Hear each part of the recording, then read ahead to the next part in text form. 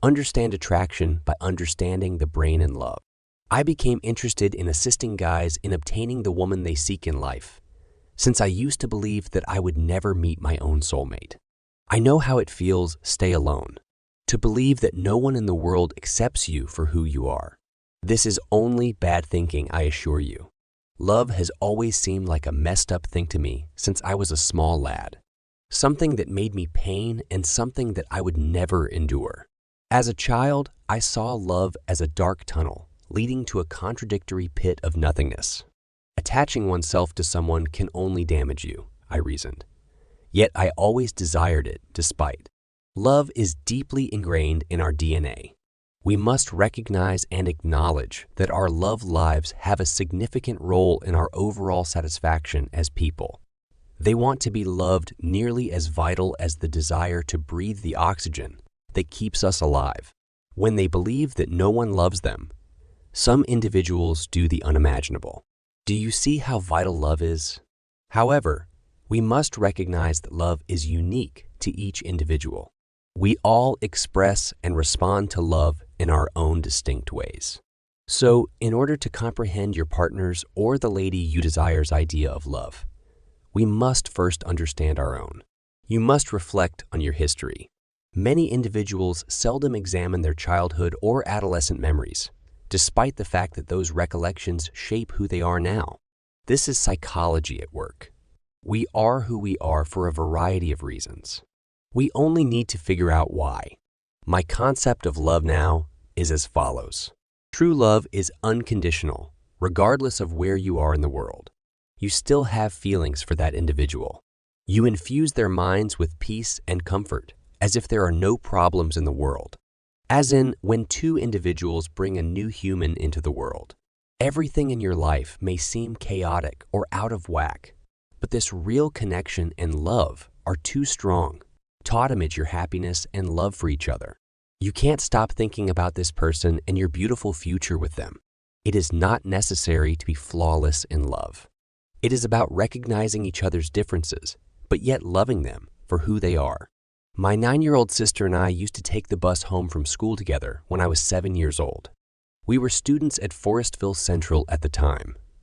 Our home was located at the end of a long, hilly road that led to more farms and other residences. My mother was a superwoman in my eyes. She was all I had ever known in my life. At this point, I had never considered not having a father. It was natural for me to have just my mother, and I didn't think differently. No, Mom wasn't flawless, but she was the one who brought me into this world and nurtured me. On this particular day, my sister and I stepped off the bus and walked up the stone, paved driveway. We immediately observed that our mother's van was not parked in the driveway on the side of the house, as it normally was. Mom is no longer here, my sister declares, and we had no clue when she'd arrive. This was out of the ordinary. When we returned home from school, she was always there for us. She was there to check over my report cards and point out areas where I may improve. Even though I could tell by the fragrances as I walked in the front door, she was there to tell us what we were having for dinner. She was there to teach me the meaning of life. She came over to watch television with my sister and me. She was there for us through our difficult times. Most importantly, she was there to serve as our mother. She was gone on this particular day. My sister and I go to the covered front porch to wait. We're so concerned that we don't even enter the home with the key our mother provided us. We both wait and look at the long, sloping road that climbs to the summit. We figured this was where she was coming from. It takes 1 hour. It takes 2 hours. There was no evidence of our mother. Every car we see at the top of the hill heightens our anticipation of seeing her, but they finally pass, leaving us with less hope. This was not typical of our mom. I had a distinct impression that she was no longer alive, thinking that the one person we had in this world was gone, never to be seen again. This would not be the first time something like this occurred because our father abandoned us when I was just 3 years old. That, in my opinion, my mother's disappearance didn't seem so far. I tried not to worry about why she wasn't at home. Perhaps it was because she was in a vehicle accident. Perhaps it was because she was out shopping. Perhaps it was because she was in a relationship. Perhaps she was broken and needed to flee. But her absence outweighed everything. She was dead to me. After many hours of waiting on the covered front porch, my sister and I finally made our way inside. My sister and I didn't want to weep or overreact in front of each other. In retrospect, when we arrived at the mansion, we went straight to our rooms. My room faced the front of the house, giving me an even greater view of the long hill road that would bring me disappointment. I emptied my dresser from behind the windowsill. I'm putting my sporting trophies, toy cars, and collectibles on the back burner. I hop up on the dresser and crisscross applesauce in front of the window. All I could think about was my mother's absence from our lives. Tears streamed down my little cheeks, into the corners of my lips, and all the way down to my dresser. The shivers on my slender legs are covered in warm beads of sadness and lost love. This was the most comforting to me throughout this period of feeling chilly and adrift. Every time a drip struck my leg, it brought me back to reality. After a few more hours, Randy is fast asleep on the top of his dresser, snuggled up with a pillow and blanket. I didn't mind sleeping on a hard dresser top. The only thing I cared about was regaining that sense of affection from my mom. That was all I had to go on. Our mother eventually returned home. That, however, is not my point. My point is that later in life, I had a constant need to pursue love, even if it meant sacrificing others. My first true love's relationship was finally wrecked as a result of it. This is not a justification for me to enable myself to do things like cheat on my fiancé in order to find more love, which was phony love to legitimize myself.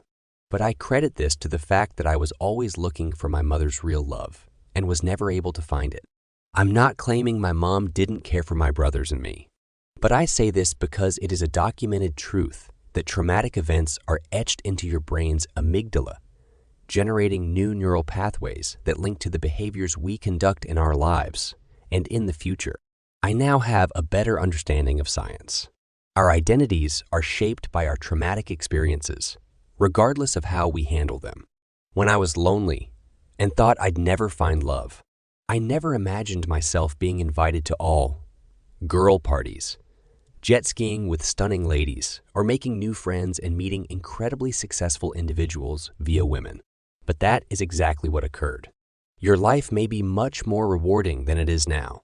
But first, you must alter your personality. And I don't want to imply that you're not a decent enough person. However, it has been scientifically shown that in order to alter your reality, you must first change your personality. This involves changing who you are in order to get different results in life. For as long as we are alive, we can make our lives whatever we want them to be. It takes some time to get the desired effects, but it is 100% possible. To reorganize the neuronal networks in your brain, you must repeat the procedure many times. Here's a fast course in science and biopsychology. Neural pathways are routes in the brain that are made up of axons that originate from neurons. These neurons use their axons to carry information throughout your body, generating a response someplace else in your body. To walk up and chat to a female, your brain must transmit a signal via its neurons to another portion of your body, such as delivering a message to your legs and body to posture up and approach a woman. You will be unable to complete this challenge if your brain lacks this neural pathway link. You must fire and refire that pattern in order to develop new neural connections in your brain. This is accomplished by repetition. This is how our bodies learn to play sports and establish muscle memory, because that neurological pathway is permanently imprinted in that person's brain. So teach yourself to constantly think and believe that you can improve your life, a life you could never have imagined living before, because it's closer than you think.